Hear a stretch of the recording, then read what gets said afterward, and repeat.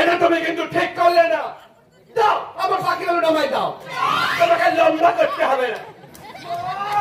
মাগো তুমি তো জানো মা ওকে আমি কতটা ভালোবাসি, তার জন্য আমি তোমার কাছে জোড়া পাঠা মানত করেছি। একটা নয়, দুটো পাঠা। ওই ওই পাঠা দুটো কাটছে, ওকেও পেলাম না, তোদের আর বলি দিলাম না। আমি এক্ষুনি গিয়ে তোদের ছেড়ে দিচ্ছি। এখন আমি কি করি? প্রণাম করি না, তবে হ্যান্ডশেক করি না, একেবারে সম্ভব। কি সব উল্টো পাল্টা বলছো? স্বয়ং দেবীর মধ্যে আগমন। এখন আমি কি করি? স্বয়ং দেবীর আগমন মানে? কোথায় দেবী? কেন তুমি তো আমার কাছে সেই দেবী। তোমার কাছে দেবী মানে? তুমি বিশালাক্ষী আমার মনের কথা জানতে পেরেছি। প্রতি শনি মঙ্গলবার আমার পূজা বিফলে যায় না। মানে? জানে, একবার তো মাই জানে আমি তোমায় কতটা ভালোবাসি। যেই তোমায় দেখেছি তখনই না আমার বুকের ভেতরে কেমন ধ্যাকপাক করছে। তাই নাকি? আমার কিন্তু ভীষণ লজ্জা করছে। আমারও। কি হলো বলো? চুপ করে গেলে কেন? শিশি, আমার শরীরটা কেমন শিশি করছে। আমার গাটা যেন কেমন গরম আমার গায়ে হাত দিয়ে দেখো না, আমার গাটা কেমন গরম লাগছে রে। এই তোমার হাতটা ঘামছে কেন? তার মানে তুমিও গরম। বুঝেছি, তোমার লজ্জা করছে না? করছে তো। আর লজ্জা পেয়ে আমার এই বুকের ভিতরটা কেমন উঠছে। তার মানে তুমি আমার ভালোবেসে ফেলেছো। একদম ঠিক ধরেছো। তবে একটু নয়, অল্প নয়, আমি তোমাকে অনেক বেশি ভালোবাসি। অনেক।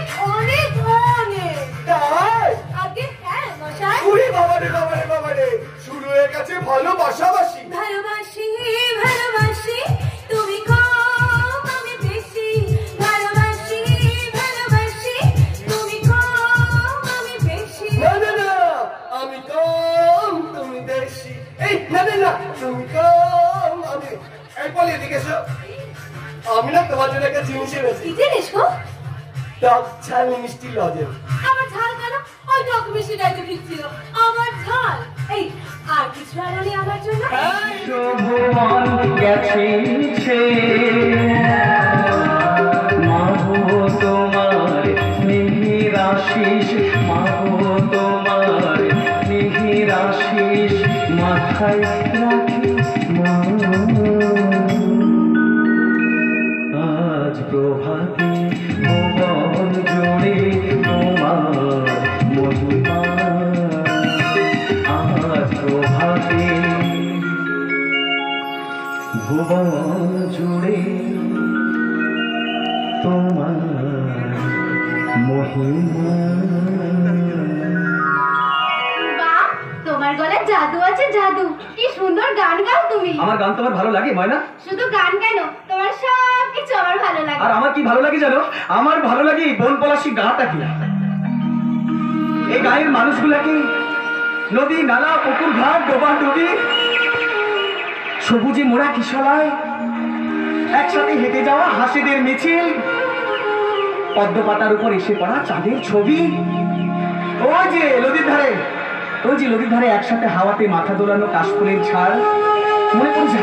মনে পড়ে যায় আমার বিশ্বকবি রবীন্দ্রনাথ ঠাকুরের সেই বিখ্যাত লাইন, বুক ভরা মধু বঙ্গের বধূ জল লয়ে যায় ঘরে, মা বলিতে প্রাণ করে আনচান, চোখে আসে জল পড়ে। আমার বাবা মা অনেক আদর করে আমার নাম রেখেছে ঈশ্বর। কিন্তু বিশ্বাস করো ভাই না, বিশ্বাস করো, আমি কিন্তু ঈশ্বর কিছু নয়। আমি তোমাদের মতো মান আর হুঁশ সম্পন্ন একটা মানুষ। সুখ দুঃখ রাগ অনুরাগ আবেগ অনুভূতি সবই আমার আছে। পরান কাকার বাচ্চা ছেলেটা যখন খেলতে কুয়াতে পড়ে গিয়েছিল তখন কেউ দেবদাস যতদিন না আসবে তোর সব দায়িত্ব আমার, দেবদাস তোকে আমি কথা দিচ্ছি, আমার হারিয়ে যাওয়া মেয়েকে ঘুমিয়ে ফিরে কথা দিচ্ছি, তুই যতদিন না আসবি গ্রামের বের কোনো খবর আমি দেবো না। তোর গর্ভবতী দায়িত্ব আমার, সবার দায়িত্ব আমার। কিন্তু কিন্তু তোকে দরকার, তোকে যে দরকার দেবদাস, তোকে যে বোন পলাশের খুব দরকার। হ্যাঁ দেবদাস, তোকে যে বোন পলাশ হাজার হাজার পার্বতীকে বাঁচাতে তোকে যে খুব দরকার। ফিরে আয় দেবদাস, তুই ফিরে আয়, ফিরে আয়,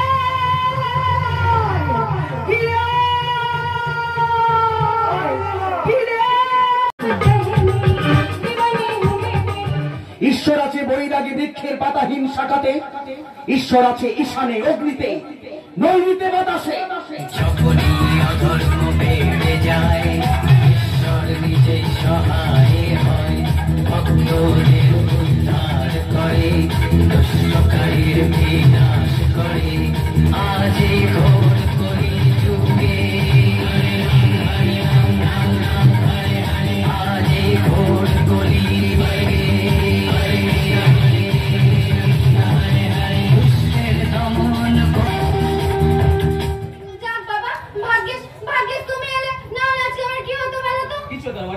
আমি আছি না তোমার পাশে, আমি ঠিক সময়ে হাজির হয়ে যাবো, তুমি চিন্তা করো না তো একদম। তুমি কোথায় গিয়েছিলে? আরে বাবা, পরান কাকার বাচ্চা ছেলেটার শরীরটা খুব অসুস্থ, তাই আমি বদ্রি বাবুকে ডাকতে গেছিলাম। তুমি জানো না আজকে ঈদ পূজার ভাষা? আরে জানি তো রে বাবা, জানি তো, তাই তো দেখো আমি একবার পোশাক আশাক পরে তৈরি হয়ে এসেছি। চেঁচিয়ে কোনো লাভ হবে না রে ময়না, তোকে যে বাঁচাবে সে তো শহরে গিয়ে বসে আছে। কে বাঁচাবে তোকে? এখানে কেউ নেই তোকে বাঁচানোর মতো। আমি বাঁচাবো ওকে, এই স্থানের বাঘতে বাপ বাঁচাবে। একদম চিন্তা করিস না, এবার তো বাস্তবে আয়, আমাকে ধর, দেখবি একটি মজা পাবি। আয় ধর না, আমাকে ধর। আরে বাবা, এলাম তোর সঙ্গে দুটো প্রাণের কথা বলতে এলাম। আরে যাবি তো এত তারা কিসের? হ্যাঁ যাবি তো।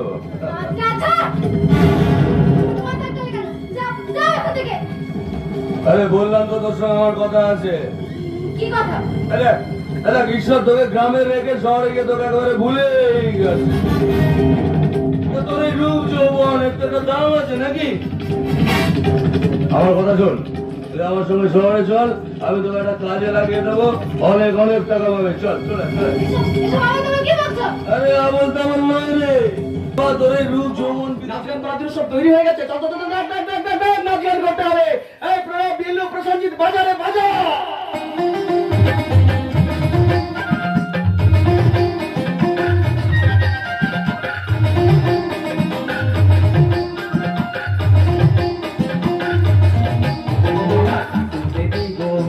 জনম জনম আইসো মদের ঘরে, ও আমার দেবী গো, জনম জনম আইসো মদের ঘরে।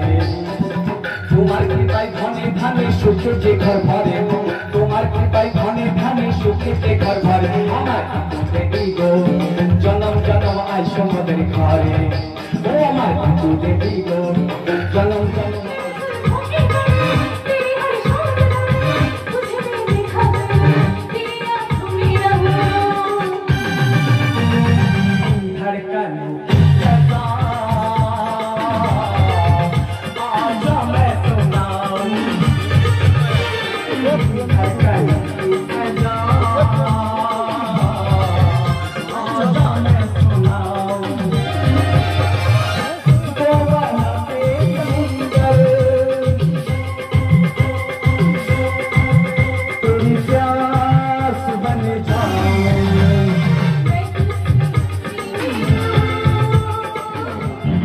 পৌঁছাতে পারলে আমি জীবনের জন্য গা ঢাকা দিয়ে দেব। আমি সব জানি। কে ওখানে? কে তোমার চোখে স্বপ্নে দৃষ্টি কেন? কেন চুপ করবো? তুমি জানো না অন্যায় দেখে আমি আওয়াজ তুলি? দেখছি আমার প্ল্যানটা পুরো 12টা বাজিয়ে দেবে। হ্যাঁ 12টা ঢং করে 12টা বাজার সাথে সাথে ওই ইংরেজদের পতাকাটা নেমে আমাদের জাতীয় পতাকা ওই লাল কেল্লা চড়ে উঠবে। আমাদের জাতীয় পতাকা জনগণ মানুষের প্রতিধ্বনিত হবে সারা ভারতবর্ষ, সিন্ধু থেকে হিমাচল, পাঞ্জাব থেকে হরিয়ানা, কন্যাকুমারী থেকে বাংলা, সবাই একত্র করবে বন্দে মাতরম, বন্দে মাতরম। ওদিকে সিংজি পাগল করে দিচ্ছে ফোন করে, আর এদিকে সারা এই বন্ধে মাতারম করে। কে ফোন করেছিল? কে ফোন করেছিল? আমার সুভাষ, আমার সুভাষ জাপান থেকে আমার সুভাষ ফোন করেছিল। ও কবে ফিরবে? ও দেশে কবে ফিরবে? বলো না কবে ফিরবে? আমি জানি আমার সুভাষ আর কোনোদিন দেশে ফিরবে না গো, কোনোদিন দেশে ফিরবে না। এই জন্য দেখছি আমাকে ময়নাকে পাচারটাই করা হবে না। পাচার করতে হবে, ঠিক বলেছো, পাচার করতে হবে। বোমা, গুলি, বন্দুক আমার বিপ্লবীদের হাতে যাবে। আর কথা না, ঠিক বলেছো, পাচার করতে হবে। এই মেয়েটাকে পাচার করার সময় স্বামীকে এসে পাতা দিয়েছিল, তখন স্বামী থেকে ফোন করেছিলাম, তখন যদি এটাকে খুন করে দিতে পারতাম। কাকে খুন করবে বলো? ও বুঝেছি, বড় লাটকে খুন করবে। তুমি আমার ক্ষুদিরাম, তুমি আমার। তুমি সরে যাও, আমাদের আমার কাজটা কত দাও। কি কাজ করবে? সেটা জেনে তোমার কি লাভ পাগলি? না তুমি পাগলি। পাগলি? কে পাগলি? তুমি। কে পাগলি? তুমি। আমি পাগলি নই। 100 বার, আমি পাগলি নই। 1000 বার বলবো, আমি পাগলি নই। 1000 বার বলবো, তুমি আমি পাগলি নই। পাগলি পাগলি পাগলি পাগলি পাগলি পাগলি পাগলি পাগলি পাগলি।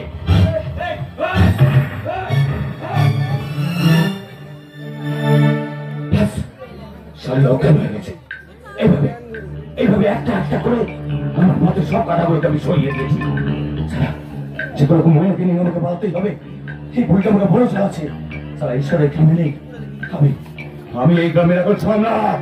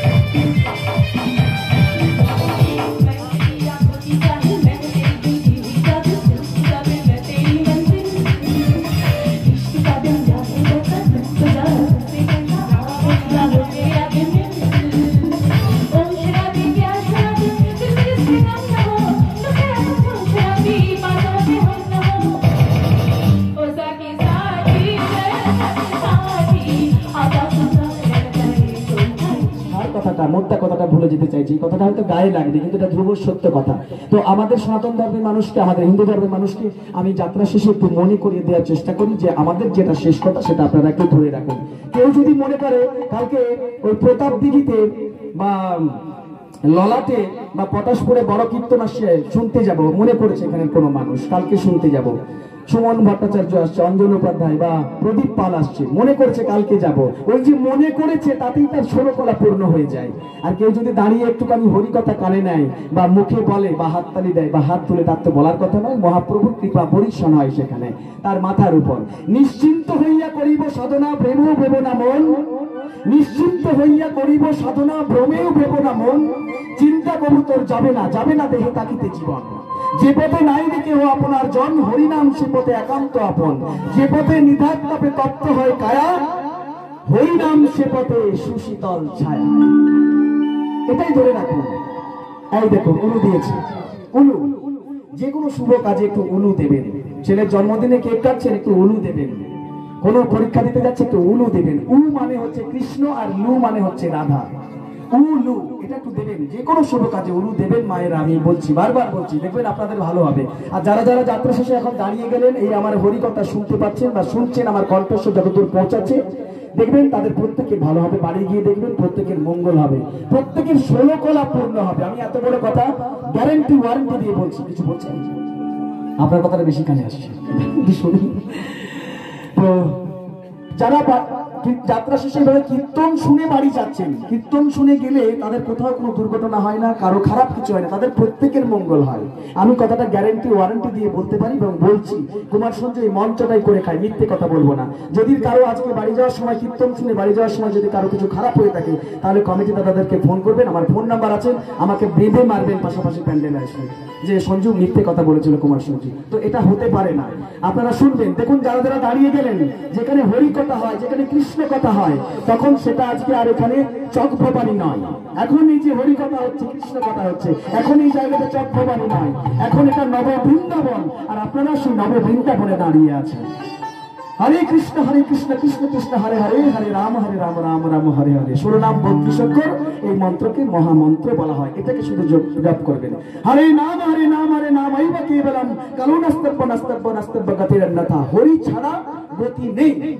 গাছের গোড়ায় জল দিলে যেমন সমস্ত শাখা প্রশাখায় জল চলে যায়, তেমনি কলিযুগে শুধুমাত্র একটু হরি বল বললে, হরি নাম বললে তার সমস্ত দেবতাকে পুজো করা হয়, সমস্ত দেবতাকে আরাধনা করা হয়। তো এটাই সহজ কথাটা, এটাই বলবেন। গোলকের গোপন ধন মহাপ্রভু শ্রী চৈতন্যদেব আমাদের নিয়ে এসেছেন কলিযুগে আমাদেরকে উদ্ধার করার জন্য। এটাকে শুধু একটু বলবেন। আর যারা ইয়াং ছেলে মেয়েরা আছেন, যারা লজ্জা পায় যে এই বয়সে আমি হরি বলবো, লজ্জা যারা পাচ্ছে তারাকে বলবো, তারাকে বলার দরকার নেই, শুধু তো শোনো, তাতেই হবে, তাতেই মহাপ্রভুর কৃপা হবে। তাই আমি বলি, খালি হাতে এসেছিলে খালি হাতে যাবে, তবে নিচে কেন দ্বন্দ্ব করো সংসার মাঝে। খালি হাতে এসেছিলে খালি হাতে যাবে, তবে নিচে কেন দ্বন্দ্ব করো সংসার মাঝে। দ্বন্দ্ব করো মহাপ্রভুর সংসারে, দ্বন্দ্ব করো না।